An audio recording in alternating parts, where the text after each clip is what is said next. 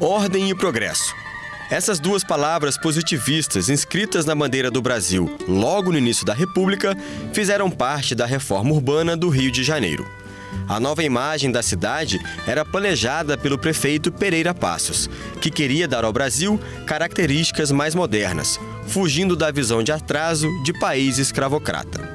O prefeito se inspirou em Paris para construir praças, ampliar ruas e criar estruturas de saneamento básico.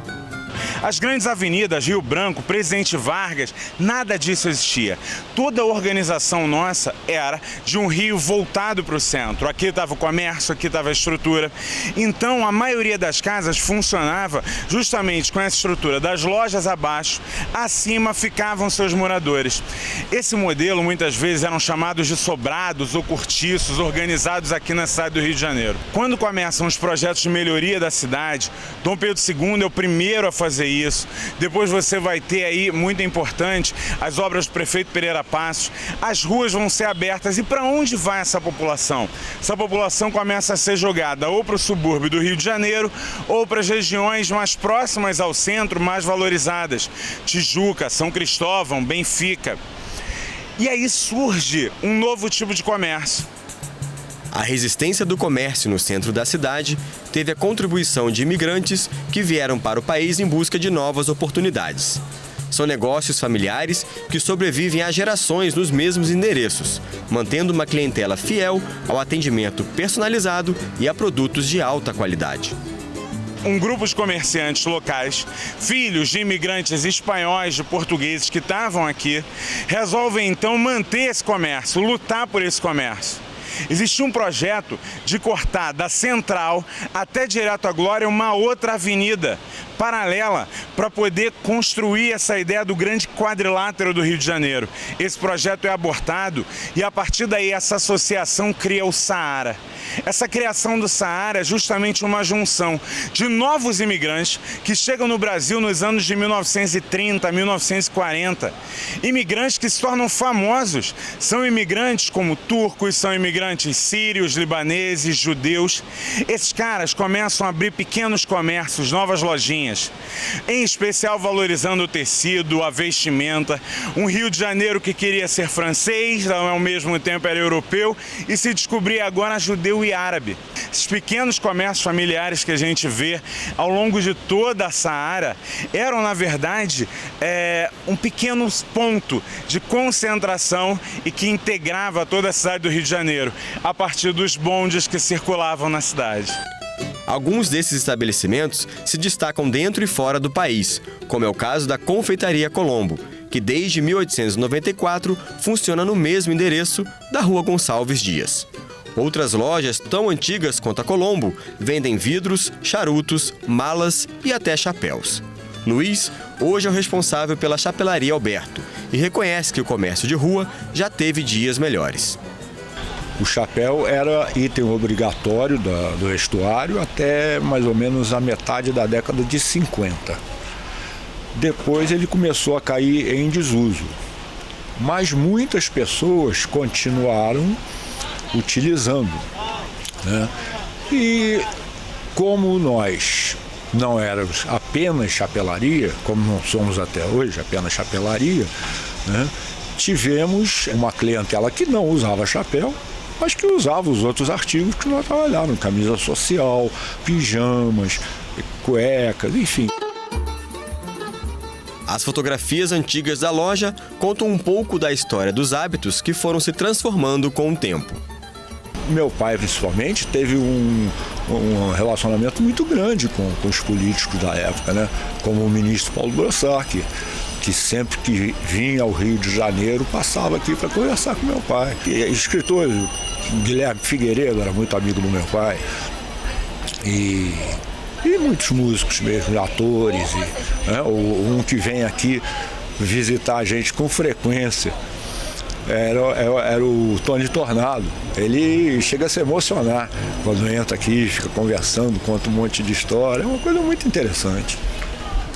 Estamos na tradicional Rua da Carioca, símbolo do Rio Antigo e um dos locais onde funcionam estabelecimentos centenários, como, por exemplo, o Bar Luiz. Já nesse outro endereço, bem ao lado, funcionou durante 127 anos a loja Guitarra de Prata, que vendia instrumentos musicais e teve como clientes nomes como Pixinguinha, Noel Rosa e Dorival Caymmi.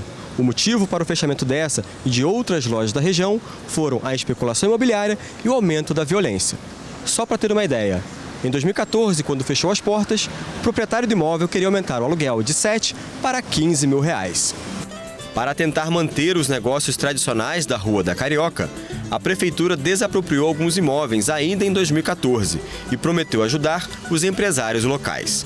Mas a iniciativa não teve o resultado esperado e quase 2 anos depois, podemos ver vários imóveis comerciais com as portas fechadas. Para evitar que outros estabelecimentos tenham o mesmo destino, o Serviço de Apoio às Micro e Pequenas Empresas no estado do Rio de Janeiro e o Instituto Rio Patrimônio da Humanidade lançaram no ano passado um projeto para fortalecer os negócios tradicionais do centro da cidade. Os pequenos negócios, eles têm essa marca forte, não só a marca do negócio, mas a marca do centro da cidade. A gente olhou para isso e viu que tinha uma oportunidade muito grande para esses negócios se destacarem nesse momento.